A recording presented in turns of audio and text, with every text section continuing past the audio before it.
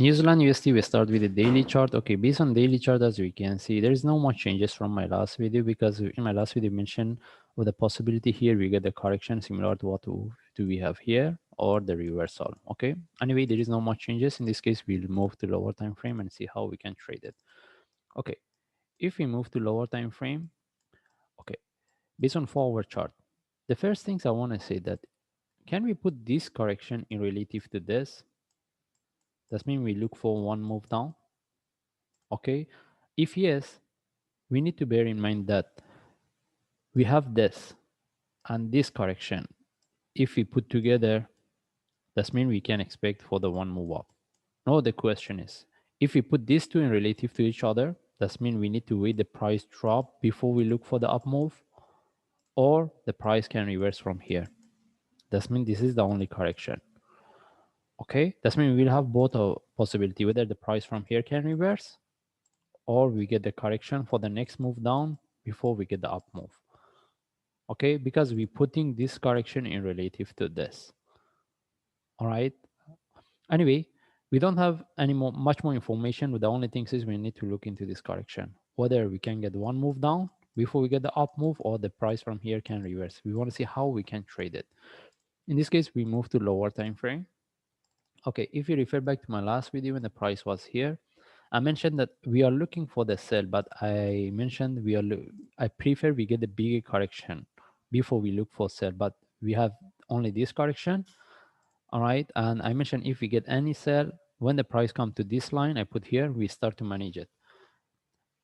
But we didn't get the big correction, we get the only small correction. Anyone trade this correction, as long as the price came to this level, they should start to manage, because of we have a reversal. That's why I put the target here, where we start, not the target, where we start to manage or trade. Okay, I will remove this one. Now that the question is, like how I say, whether we should put this one in relative to this, that means we look for sell or not. That means we want to see how we can trade this. Okay, in this case, I move to forward chart. We put our trend line there. If I put my trend line here and here, okay, we move to 1 hour. Okay, for me, if I want to look for sell, I prefer the price move a bit higher. Sorry, I prefer the price move a bit higher, break this top. Then if I see the price is not moving, correcting, any sell setup from there I get. If I get, if I get any sell setup, when we take the sell setup, as long as the price came to this level, we start to manage. We see whether it can break and continue, because we were looking at this, or if not, we take out the trade.